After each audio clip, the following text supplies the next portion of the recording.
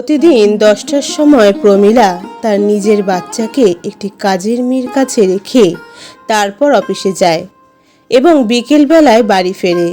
রান্নার লোক আলাদা, সে রান্না হয়ে গেলে বাড়ি ফিরে যায়।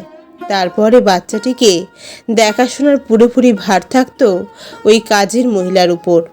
বাচ্চাটির বাবা থাকে কার্যস্থলে বাইরে।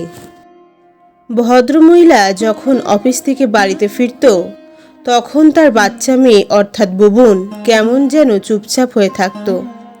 কোলে নিতে গেলে কাঁদতো, কোনো রকমভাবে মেয়েকে ঘুম পাড়াতো। শান্তিভাবে মেয়েকে নিয়ে বসে থাকবে তাও পারতো না। পরের দিন আবার অফিস, বাড়ির অনেক কাজ, সে কাজের লোক ছাড়া সম্ভবও ছিল না।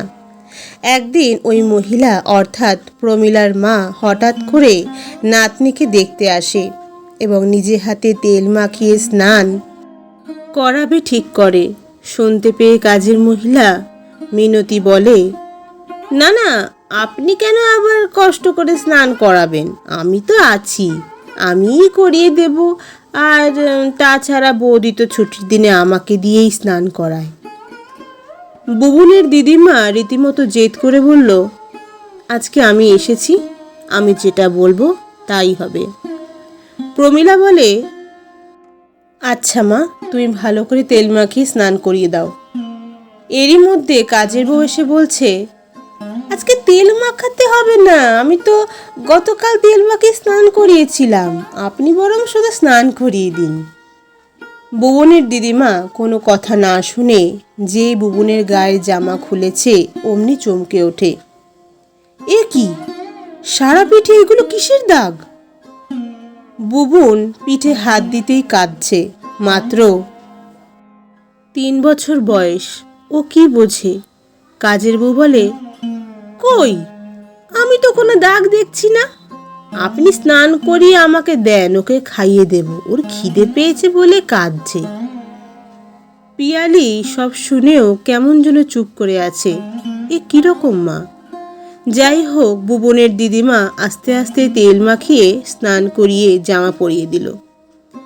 তারপর বুবনের মা বুবনকে খাইয়ে দিল।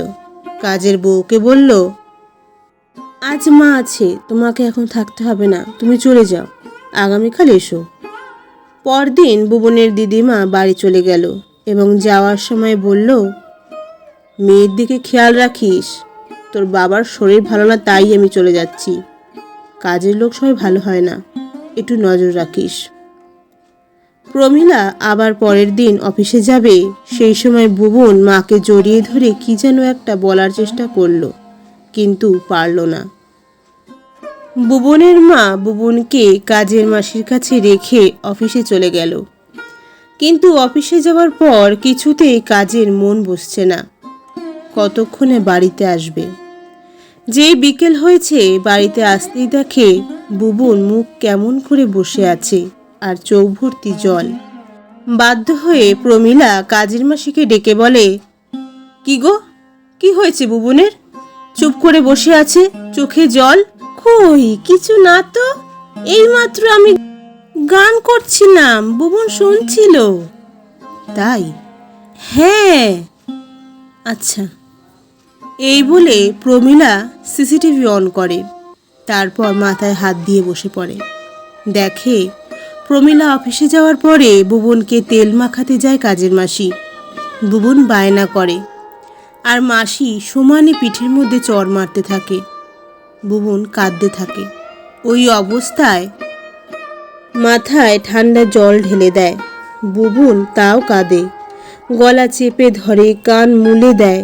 তারপর শুধু ভাত আর ডাল চটকে কোনো রকম খাইয়ে দেয় আর মাছ নিজে খেয়ে নেয়। ঘুম পাড়ানো দূরে থাক, নিজে টিভি দেখে। সব দেখার পর প্রমীলা ভেতর থেকে দরজা বন্ধ করে পুলিশকে ফোন করে। পুলিশ আসে এবং কাজের মাসিকে ধরে নিয়ে যায়।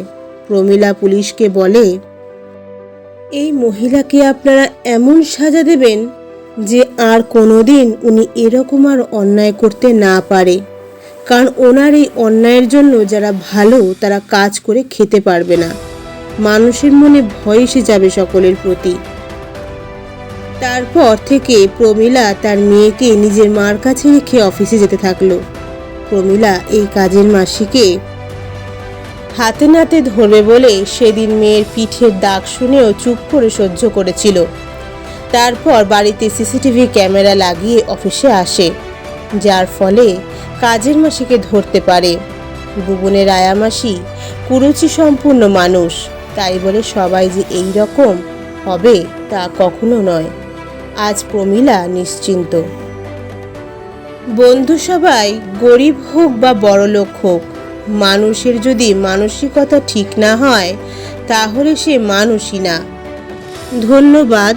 গল্প রচনা শ্রীমতী নন্দিতা দাস। জয় তারা, জয় বাম।